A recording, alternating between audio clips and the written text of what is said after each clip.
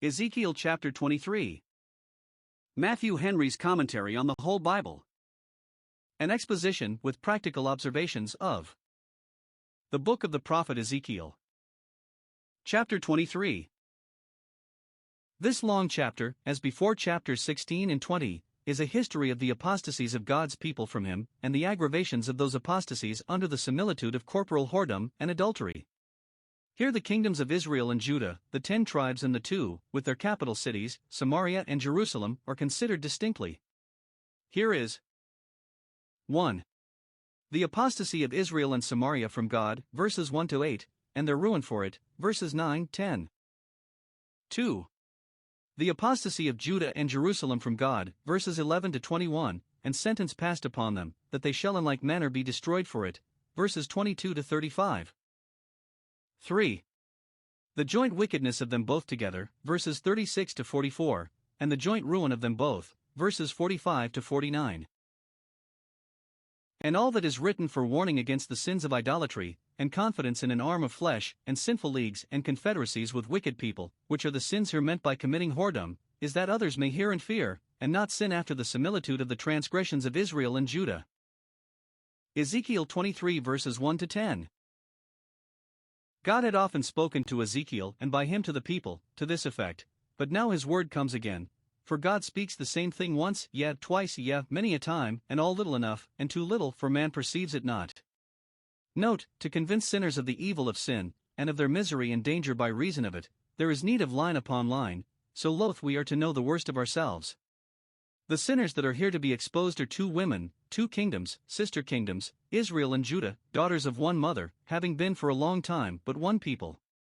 Solomon's kingdom was so large, so populous, that immediately after his death it divided into 2. Observe. 1. Their character when they were 1, verse 3. They committed whoredoms in Egypt, for there they were guilty of idolatry, as we read before, chapter 20:8. The representing of those sins which are most provoking to God and most ruining to a people by the sin of whoredom plainly intimates what an exceedingly sinful sin uncleanness is, how offensive, how destructive. Doubtless it is itself one of the worst of sins, for the worst of other sins are compared to it here and often elsewhere, which should increase our detestation and dread of all manner of fleshly lusts, all appearances of them and approaches to them, as warring against the soul, infatuating sinners, bewitching them, alienating their minds from God and all that is good, debauching conscience, rendering them odious in the eyes of the pure and holy God, and drowning them at last in destruction and perdition. 2. Their names when they became 2, verse 4. The kingdom of Israel is called the elder sister, because that first made the breach and separated from the family both of kings and priests that God had appointed the greater sister, so the word is, for 10 tribes belonged to that kingdom, and only 2 to the other. God says of them both, they were mine, for they were the seed of Abraham his friend and of Jacob his chosen. They were in covenant with God, and carried about with them the sign of their circumcision, the seal of the covenant. They were mine, and therefore their apostasy was the highest injustice.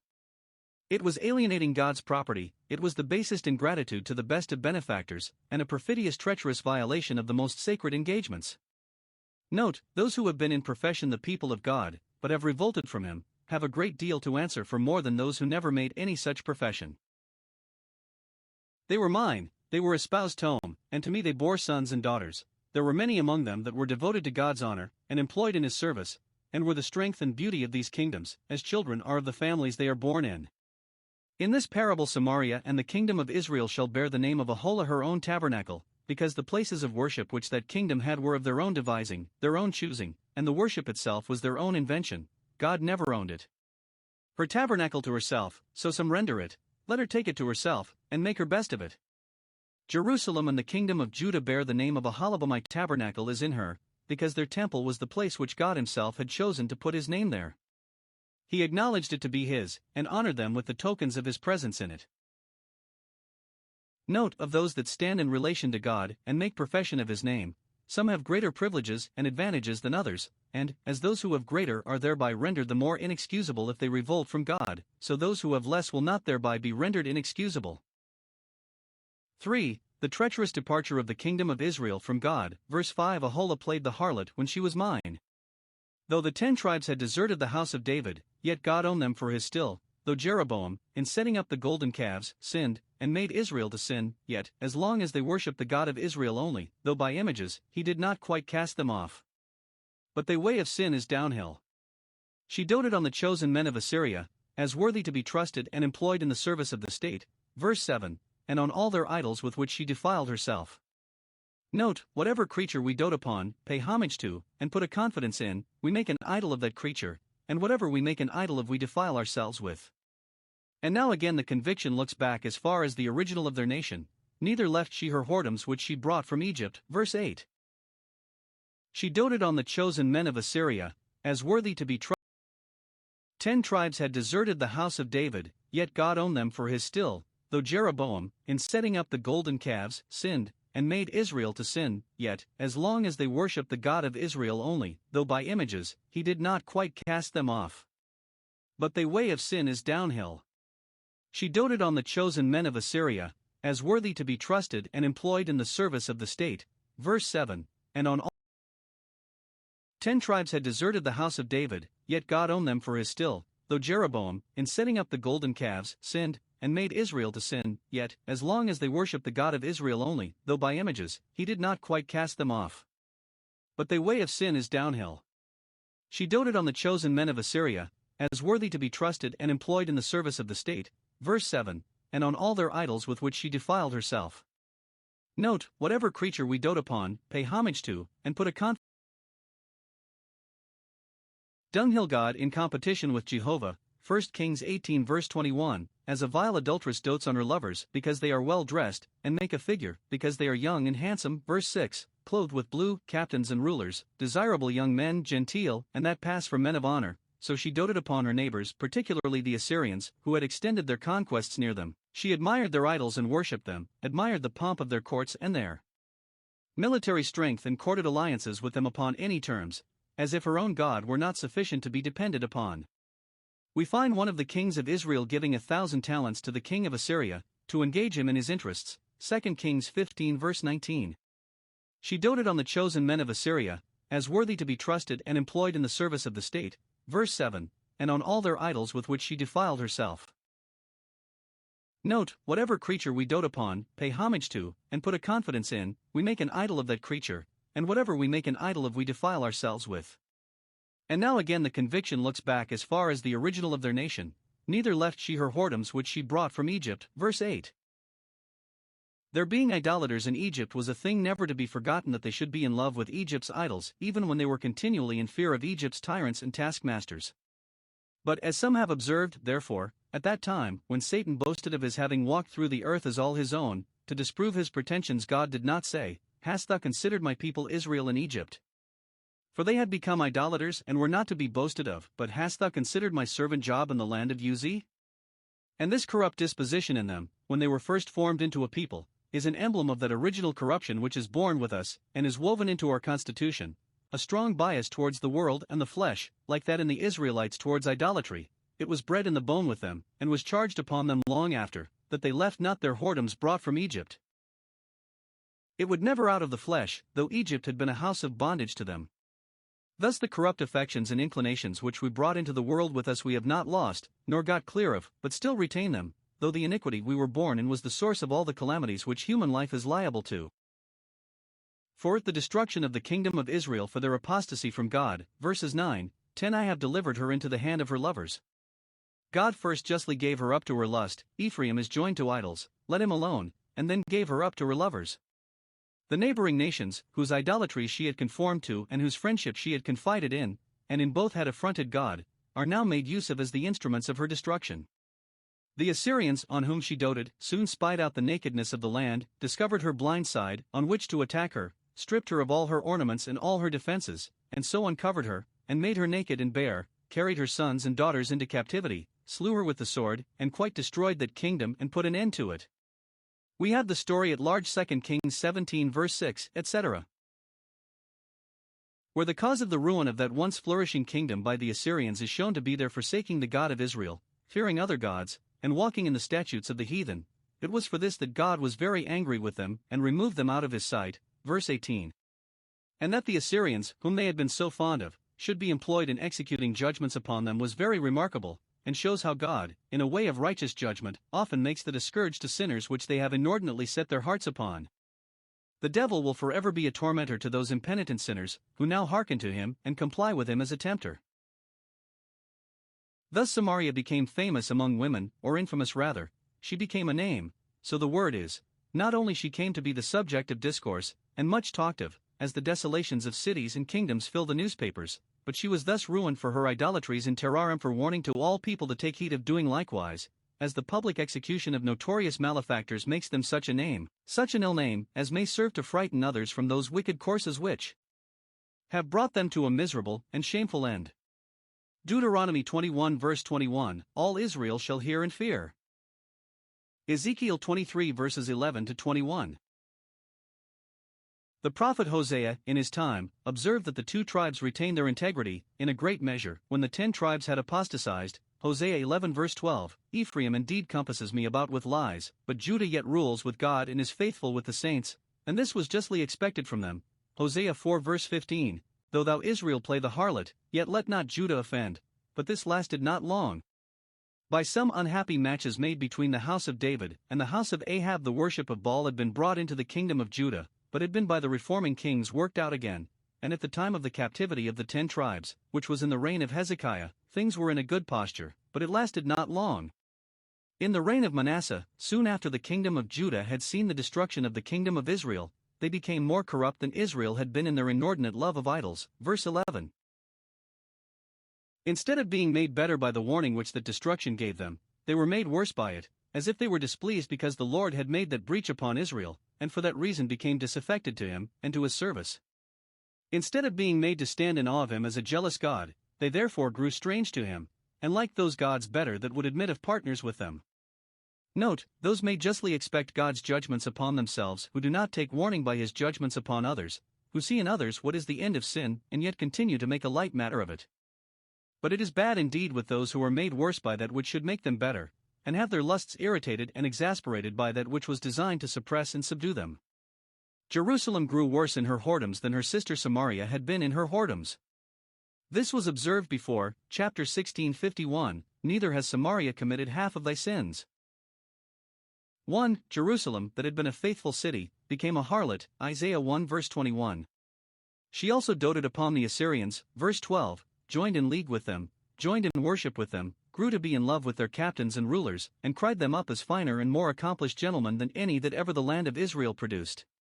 See how richly, how neatly, they are dressed, clothed most gorgeously, how well they sit a horse, they are horsemen riding on horses, how charmingly they look, all of them desirable young men. And thus they grew to affect everything that was foreign and to despise their own nation, and even the religion of it was mean and homely, and not to be compared with the curiosity and gaiety of the heathen temples. Thus she increased her whoredoms, she fell in love, fell in league with the Chaldeans. Hezekiah himself was faulty this way when he was proud of the court which the king of Babylon made to him and complimented his ambassadors with the sight of all his treasures, Isaiah 39 verse 2. And the humor increased, verse 14, she doted upon the pictures of the Babylonian captains, verses 15, 16, joined in alliance with that kingdom, invited them to come and settle in Jerusalem, that they might refine the genius of the Jewish nation, and make it more polite. Nay, they sent for patterns of their images, altars, and temples, and made use of them in their worship. Thus was she polluted with her whoredoms, verse 17, and thereby she discovered her own whoredom, verse 18, her own strong inclination to idolatry. And when she had had enough of the Chaldeans, and grew tired of them, and disposed to break her league with them, as Jehoiakim and Zedekiah did, her mind being alienated from them, she courted the Egyptians, doted upon their paramours, verse 20, would come into an alliance with them, and, to strengthen the alliance, would join with them in their idolatries, and then depend upon them to be their protectors from all other nations. For so wise, so rich, so strong was the Egyptian nation, and came to such perfection in idolatry, that there was no nation now which they could take such satisfaction in as in Egypt. Thus they called to remembrance the days of their youth, verse 19, the lewdness of their youth, verse 21. 1. They pleased themselves with the remembrance of it. When they began to set their affections upon Egypt, they encouraged themselves to put a confidence in that kingdom, because of the old acquaintance they had with it, as if they still retained the gust and relish of the leeks and onions they ate there, or rather of the idolatrous worship they learned there, and brought up with them thence. When they began an acquaintance with Egypt, they remembered how merrily their fathers worshipped the golden calf, what music and dancing they had at that sport, which they learned in Egypt, and they hoped they should now have a fair pretense to come to that again. Thus she multiplied her whoredoms, repeated her former whoredoms, and encouraged herself to close with present temptations, by calling to remembrance the days of her youth. Note, those who, instead of reflecting upon their former sins with sorrow and shame, reflect upon them with pleasure and pride, contract new guilt thereby, strengthen their own corruptions, and in effect bid defiance to repentance.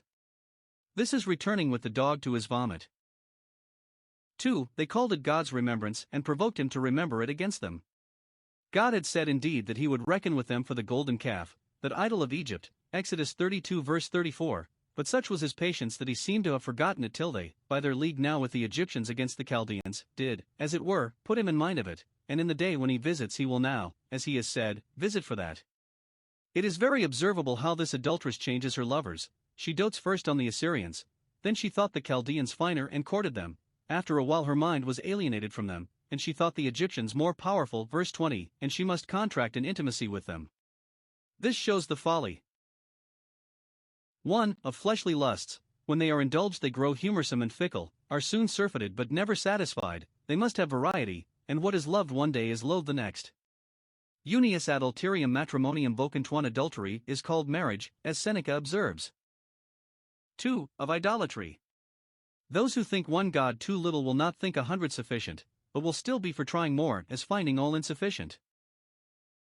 3. If seeking to creatures for help, we go from one to another, but are disappointed in them all, and can never rest till we have made the God of Israel our help.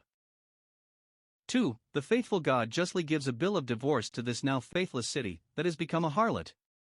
His jealousy soon discovered her lewdness, verse 13. I saw that she was defiled, that she was debauched, and saw which way her inclination was, that the two sisters both took one way, and that Jerusalem grew worse than Samaria. 4. If we stretch out our hand to a strange God, will not God search this out? No doubt he will, and when he has found it, can he be pleased with it? No, verse 18. Then my mind was alienated from her, as it was from her sister. How could the pure and holy God any longer take delight in such a lewd generation? Note, sin alienates God's mind from the sinner, and justly, for it is the alienation of the sinner's mind from God. But woe, and 1,000 woes, to those from whom God's mind is alienated, for whom he turns from he will turn against. Ezekiel 23 verses 22 to 35. Jerusalem stands indicted by the name of Ahalaba, for that she, as a false traitor to her sovereign Lord the God of heaven, not having his fear before her eyes, but moved by the instigation of the devil, had revolted from her allegiance to him, had compassed and imagined to shake off his government, had kept up a correspondence, had joined in confederacy with his enemies, and the pretenders to a deity, in contempt of his crown and dignity. To this indictment she has pleaded, not guilty, I am not polluted, I have not gone after Baalim. But it is found against her by the notorious evidence of the fact, and she stands convicted of it, nor has anything material to offer why judgment should not be given and execution awarded according to law. In these verses, therefore, we have the sentence. 1. Her old confederates must be her executioners, and those whom she had courted to be her leaders in sin are now to be employed as instruments of her punishment. Verse 22. I will raise up thy lovers against thee, the Chaldeans, whom formerly thou didst so much admire and covet an acquaintance with, but from whom thy mind is since alienated, and with whom thou hast perfidiously broken covenant. They are called thy lovers, verse 22, and yet, verse 28, those whom thou hatest. Note, it is common for sinful love soon to turn into hatred, as Amnon's to Tamar. Those of headstrong and unreasonable passions are often very hot against those persons, and things that a little before they were as hot for. Fools run into extremes, nay, and wise men may see cause to change their sentiments. And therefore, as we should rejoice and weep as if we rejoiced not and wept not, so we should love and hate as if we loved not and hated not. Ida ama tanquam osurus love as one who may have cause to feel aversion. 2. The execution to be done upon her is very terrible. 1. Her enemies shall come against her on every side, verse 22, those of the several nations that constituted the Chaldean army, verse 23, all of them great lords and renowned, whose pomp and grandeur and splendid appearance made them look the more amiable when they came as friends to protect and patronize Jerusalem, but the more formidable when they came to chastise its treachery and aimed at no less than its ruin. 1. They shall come with a great deal of military force, verse 24, with chariots and wagons furnished with all necessary provisions for a camp, with arms and ammunition, bag and baggage, with a vast army, and well armed. 2. They shall have justice on their side. I will set judgment before them, they shall have right with them as well as might. For the king of Babylon had just cause to make war upon the king of Judah, because he had broken his league with him, and therefore they shall judge thee, not only according to God's judgments, as the instruments of his justice, to punish thee for the indignities done to him, but according to their judgments, according to the law of nations, to punish thee for thy perfidious dealings with them. 3. They shall prosecute the war with a great deal of fury and resentment. It being a war of revenge, they shall deal with thee hatefully. Verse 29. This will make the execution the more severe that their swords will be dipped in poison. Thou hatest them, and they shall deal hatefully with thee. Those that hate will be hated, and will be hatefully dealt with. For God himself will lead them on, and his anger shall be mingled with theirs. Verse 25. I will set my jealousy against thee, that shall kindle this fire, and then they shall deal furiously with thee. If men deal ever so hatefully, ever so furiously, with us, yet, if we have God on our side, we need not fear them, they can do us no real hurt. But if men deal furiously with us, and God set his jealousy against us too, what will become of us? 2. The particulars of the sentence here passed upon this notorious adulteress are: 1. That all she is shall be seized on. The clothes and the fair jewels, with which she had endeavored to recommend herself to her lovers, these she shall be stripped of. Verse 26. All those things that were the ornaments of their state shall be taken away. They shall take away all thy labor, all that thou hast gotten by thy labor, and shall leave thee naked and bare. Verse 29. Both city and country shall be impoverished, and all the wealth of both swept away. 2. Better children shall go into captivity. They shall take thy sons and thy daughters, and make slaves of them. Verse 25. For they are children of whoredoms, unworthy the dignities and privileges of Israelites. Hosea 2 verse 4. 3. That she shall be stigmatized and deformed. They shall take away thy nose and thy ears, shall mark thee for a harlot, and render thee forever odious. Verse 25. This intimates the many cruelties of the Chaldean soldiers towards the Jews that fell into their hands, whom, it is probable, they used barbarously. Some will have this to be understood figuratively, and by the nose they think is meant the kingly dignity, and by the ears that of the priesthood. 4. That she shall be exposed to shame, thy lewdness and thy whoredoms shall be discovered. Verse 29. As, when a malefactor is punished, all his crimes are ripped up and repeated to his disgrace. What was secret then comes to light, and what was done long since is then called to mind. 5. That she shall be quite cut off and ruined. The remnant of thy people that have escaped the famine and pestilence shall fall by the sword, and the residue of thy houses that have not been battered down about thy ears shall be devoured by the fire. Verse 25. And this shall be the end of Jerusalem. 3. Because she has trod in the steps of Samaria's sins, she must expect no other than Samaria's fate. It is common, in giving judgment, to have an eye to precedents, so as God in passing this sentence on Jerusalem, verse 31, etc. Thou hast walked in the way of thy sister, notwithstanding the warning thou hast given thee, by the fatal consequences of her wickedness, and therefore I will give her cup, her portion of miseries, into thy hand, the cup of the Lord's fury, which will be to thee a cup of trembling. Now, 1. This cup is said to be deep and large and to contain much. Verse 32, abundance of God's wrath and abundance of miseries, the fruits of that wrath. It is such a cup as that which we read of, Jeremiah 25 verses 15 and 16. The cup of divine vengeance holds a great deal, and so those will find into whose hand it shall be put. 2. They shall be made to drink the very dregs of this cup, as the wicked are said to do. Psalm 75 verse 8. Thou shalt drink it and suck it out, not because it is pleasant, but because it is forced upon thee. Verse 34. Thou shalt break the shreds thereof, and pluck off thy own breasts, for indignation at the extreme bitterness of this cup, being full of the fury of the Lord. Isaiah 51 verse 20. As men in great anguish tear their hair, and throw everything from them, finding there is no remedy, but it must be drank, for I have spoken it, saith the Lord God, thou shalt have no manner of patience in the drinking of it. 3. They shall be intoxicated by it, made sick, and be at their wits' end, as men in drink are, staggering, and stumbling, and ready to fall. Verse 33. Thou shalt be filled with drunkenness and sorrow. Note, drunkenness has sorrow attending it, to such a degree that the utmost confusion and astonishment are here represented by it.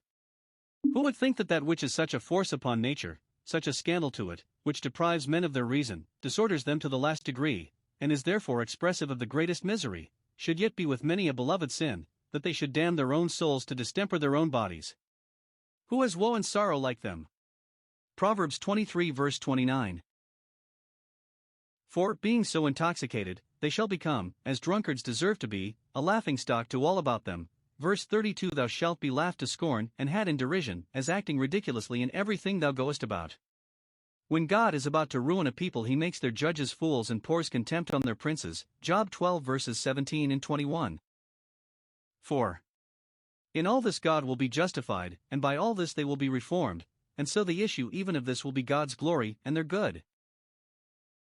1. They have been bad, very bad, and that justifies God in all that is brought upon them. Verse 30. I will do these things unto thee because thou hast gone a whoring after the heathen. And verse 35. Because thou hast forgotten me and cast me behind thy back. Note, forgetfulness of God, and a contempt of him, of his eye upon us and authority over us, are at the bottom of all our treacherous adulterous departures from him. Therefore men wander after idols, because they forget God, and their obligations to him, nor could they look with so much desire and delight upon the baits of sin if they did not first cast God behind their back, as not worthy to be regarded. And those who put such an affront upon God, how can they think but that it should turn upon themselves at last? Therefore bear thou also thy lewdness and thy whoredoms, that is, thou shalt suffer the punishment of them, and thou alone must bear the blame. Men need no more to sink them than the weight of their own sins, and those who will not part with their lewdness and their whoredoms must bear them. 2. They shall be better, much better, and this fire, though consuming to many, shall be refining to a remnant. Verse 27. Thus will I make thy lewdness to cease from thee. The judgments which were brought upon them by their sins parted between them and their sins, and taught them at length to say, What have we to do any more with idols? Observe. 1. How inveterate the disease was. Thy whoredoms were brought from the land of Egypt. Their disposition to idolatry was early and innate, their practice of it was ancient, and had gained a sort of prescription by long usage. 2. How complete the cure was notwithstanding, though it has taken root, yet it shall be made to cease, so that thou shalt not so much as lift up thy eyes to the idols again, nor remember Egypt with pleasure any more. They shall avoid the occasions of this sin, for they shall not so much as look upon an idol, lest their hearts should unawares walk after their eyes. And they shall abandon all inclinations to it. They shall not remember Egypt. They shall not retain any of that affection for idols which they had from the very infancy of their nation. They got it, through the corruption of nature, in their bondage in Egypt, and lost it, through the grace of God, in their captivity in Babylon, which this was the blessed fruit of, even the taking away of sin, of that sin.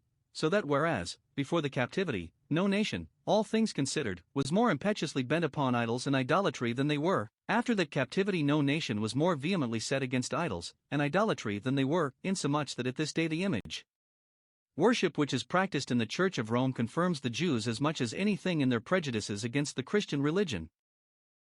Ezekiel 23 verses 36 to 49. After the 10 tribes were carried into captivity, and that kingdom was made quite desolate, the remains of it by degrees incorporated with the kingdom of Judah, and gained a settlement, many of them, in Jerusalem, so that the two sisters had in effect become one again, and therefore, in these verses, the prophet takes those to task jointly who were thus conjoined. Wilt thou judge Aholah and Aholibah together? Verse 36.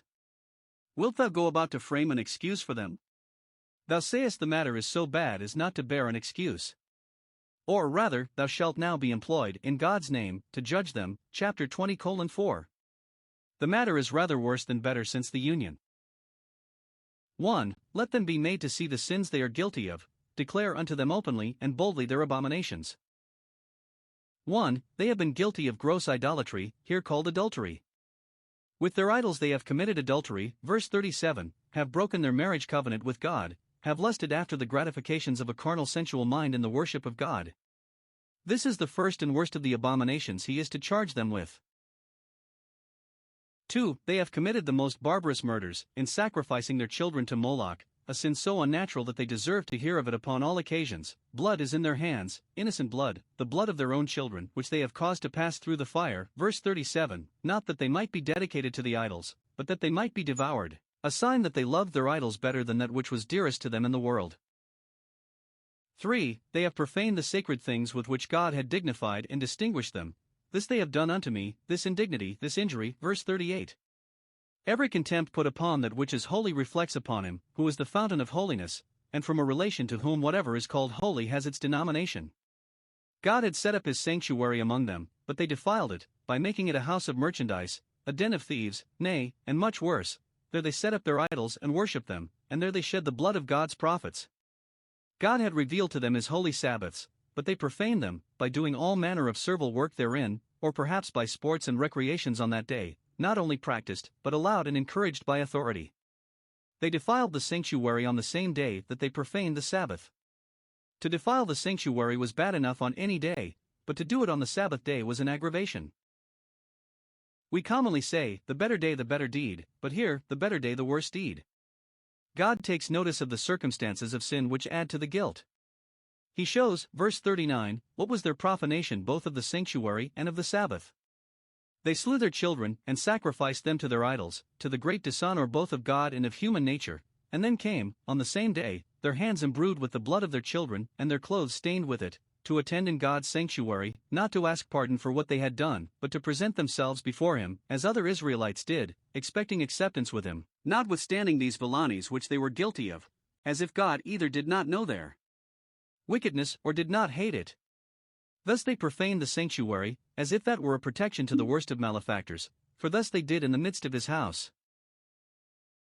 Note, it is a profanation of God's solemn ordinances when those that are grossly and openly profane and vicious impudently and impenitently so intrude upon the services and privileges of them. Give not that which is holy unto dogs.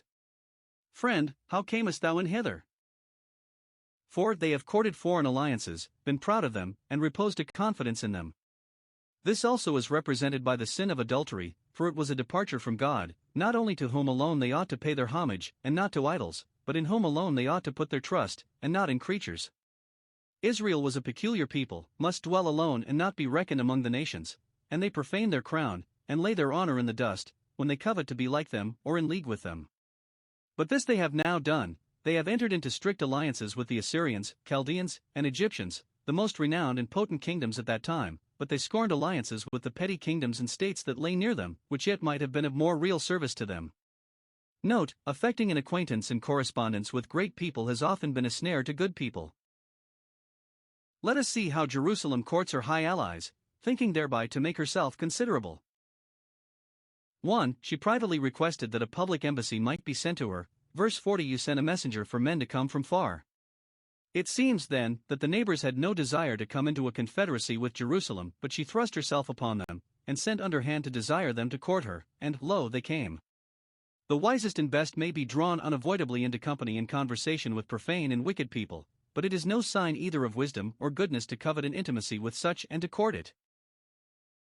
2. Great preparation was made for the reception of these foreign ministers, for their public entry and public audience, which is compared to the pains that an adulteress takes to make herself look handsome.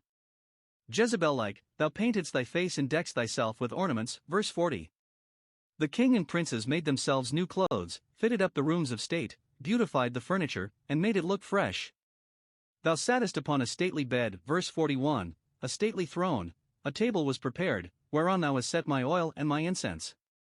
This was either 1. A feast for the ambassadors, a noble treat, agreeable to the other preparations. There was incense to perfume the room and oil to anoint their heads. Or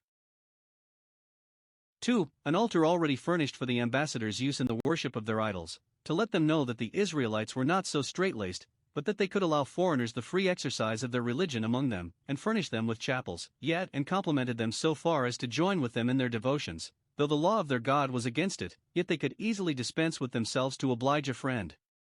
The oil and incense God calls his, not only because they were the gift of his providence, but because they should have been offered at his altar, which was an aggravation of their sin in serving idols and idolaters with them.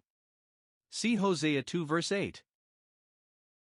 3. There was great joy at their coming, as if it were such a blessing as never happened to Jerusalem before. Verse 42. A voice of a multitude being at east was with her. The people were very easy, for they thought themselves very safe and happy now that they had such powerful allies, and therefore attended the ambassadors with loud huzzahs and acclamations of joy. A great confluence of people there was to the court upon this occasion. The men of the common sort were there to grace the solemnity, and to increase the crowd, and with them were brought Sabaeans from the wilderness. The margin reads it drunkards from the wilderness, that would drink healths to the prosperity of this grand alliance, and force them upon others, and be most noisy in shouting upon this occasion. Whoever they were, in honor of the ambassadors they put bracelets upon their hands and beautiful crowns upon their heads, which made the cavalcade appear very splendid. For God by his prophets warned them against making these dangerous leagues with foreigners. Verse 43 Then said I unto her that was old in adulteries, that from the first was fond of leagues with the heathen, of matching with their families, Judges 3 verse 6, and afterwards of making alliances with their kingdoms, and, though often disappointed therein, would never be dissuaded from it, this was the adultery she was old in. I said, Will they now commit whoredoms with her and she with them? Surely experience and observation will by this time have convinced both them and her that an alliance between the nation of the Jews and a heathen nation can never be for the advantage of either. They are iron and clay, that will not mix, nor will God bless such an alliance, or smile upon it. But, it seems, her being old in these adulteries, instead of weaning her from them, as one would expect, does but make her the more impudent and insatiable in them, for, though she was thus admonished of the folly of it, yet they went in unto her. Verse 44. A bargain was soon clapped up, and a league made, first with this, and then with the other, foreign state. Samaria did so, Jerusalem did so, like lewd women. They could not rest satisfied in the embraces of God's laws and care, and the assurances of protection he gave them. They could not think his covenant with them security enough. But they must by treaties and leagues, politic ones, they thought, and well concerted, throw themselves into the arms of foreign princes, and put their interests under their protection. Note, those hearts go a-whoring from God that take a complacency in the pomp of the world and put a confidence in its wealth, and in an arm of flesh. Jeremiah 17 verse 5. 2. Let them be made to foresee the judgments that are coming upon them for these sins. Verse 45 The righteous men, they shall judge them. Some make the instruments of their destruction to be the righteous men that shall judge them. The Assyrians that destroyed Samaria, the Chaldeans that destroyed Jerusalem, those were comparatively righteous, had a sense of justice between man, and justly resented the treachery of the Jewish nation. However, they executed God's judgments, which, we are sure, are all righteous. Others understand it of the prophets, whose office it was, in God's name, to judge them and pass sentence upon them. Or we may take it as an appeal to all righteous men, to all that have a sense of equity. They shall all judge concerning these cities, and agree in their verdict, that forasmuch as they have been notoriously guilty of adultery and murder, and the guilt is national, therefore they ought to suffer the pains and penalties which by law are inflicted upon women in their personal capacity that shed blood and are adulteresses. Righteous men will say, Why should bloody filthy cities escape any better than bloody filthy persons? Judge, I pray thee, Isaiah 5 verse 3. This judgment being given by the righteous men, the righteous God will award execution. See here. 1. What the execution will be, verses 46, 47. The same as before, verse 23, etc. God will bring a company of enemies upon them, who shall be made to serve his holy purposes even when they are serving their own sinful appetites and passions. These enemies shall easily prevail, for God will give them into their hands to be removed and spoiled. This company shall stone them with stones as malefactors, shall single them out and dispatch them with their swords, and, as was sometimes done in severe executions, witness that of Achan, they shall slay their children and burn their houses. 2. What will be the effects of it? 1. Thus they shall suffer for their sins, their lewdness shall be recompensed upon them, verse 49, and they shall bear the sins of their idols, verses 35, 49. Thus God will assert the honor of his broken law and injured government, and let the world know what a just and jealous God he is. 2. Thus they shall be broken off from their sins. I will cause lewdness to cease out of the land, verses 27, 48. The destruction of God's city, like the death of God's saints, shall do that for them which ordinances and providences before could not do. It shall quite take away their sin, so that Jerusalem shall rise out of its ashes a new lump, as gold comes out of the furnace purified from its dross.